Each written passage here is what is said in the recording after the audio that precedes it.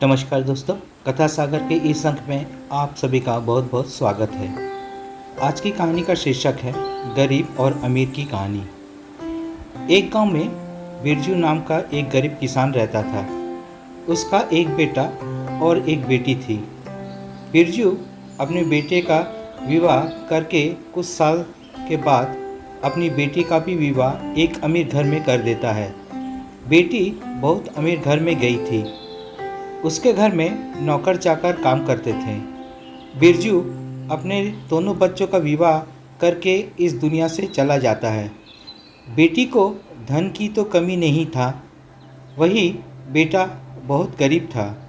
किसी तरह खेती मेहनत मजदूरी करके अपने परिवार का पालन पोषण करता था। उसकी पत्नी भगवान भोलेनाथ की बहुत बड़ी भक्त थी।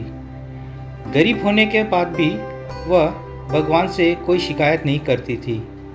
वह थोड़े में ही गुजारा कर लेती और अपने परिवार के साथ खुशी से रहती थी। वही उसके पति की बहन धन ज़्यादा होने के कारण घमंडी थी। वह अपने भाई के गरीबी के कारण उनसे कोई रिश्ता नहीं रखना चाहती थी।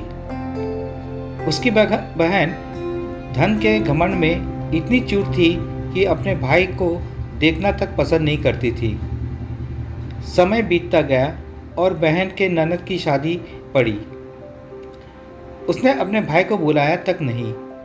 किसी तरह उसके भाई को पता चला और वह बिना बुलाए ही बहन की घर शादी में चला जाता है। बहन उसको देखते ही अपने नौकरों से कहकर घर के से बाहर ही लौटा देती है। भाई भूखा प्यासा रोते हुए जा रहा था। तभी रास्ते में उसको एक बूढ़ी माँ मिलती है। उन्होंने उस भाई से पूछा, बेटा क्यों रो रहे हो? इतने में वो अपनी सारी दुखदायी कहानी बताता है। बूढ़ी माता ने उसे समझा कर चुप होने को कहती है।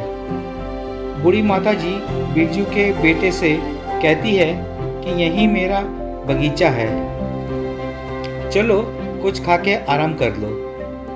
दोनों बगीचे में जाकर खरबूज खाते हैं। फिर बूढ़ी माता ने एक थैले में खरबूज और कुछ खाने पीने का सामान रखकर उसे वहाँ से घर भेजती है। घर पहुँचने के बाद बच्चे सब अपने पिता के आगे पीछे घूमते हैं। उसकी पत्नी अंदर से पानी लेकर आती है और तुरंत थैला हाथ से लेकर देखने लगती है कि मेरी ननद क्या दी है। बेचारा भाई वहाँ से चला जाता है। उसकी पत्नी जैसे ही उस खरबूज को काटती खाने के लिए उसमें बीज की जगह हीरे मोती चमक रहे होते हैं। वह बहुत खुश होती है देखकर। फिर अपने पति के पास जाकर कहती है कि दीदी तो हमारे गरीबी देखा नहीं गया, इसलिए इतने सारे धन दी है। बेचारा किसान भाई सोच में पड़ जाता है और किसी से कुछ कहता नहीं है।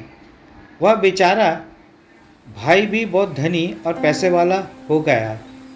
भाई के अमीर होने की खबर धन के घमंड में चूर रहने वाली बहन को पता चला और बिन बुलाए अपने मायके यानी भाई के घर आती है।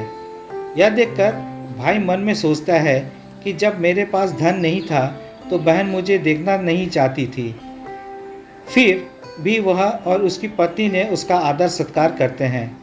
कुछ दिन बाद बहन को ससुराल से बुलावा आया। उसके भाई और भाभी अच्छे कपड़े मिठाई देकर कुछ उपहार देकर विदा किया। इतना सब देखकर उसकी बहन के आंखों में आंसू आ जाते हैं।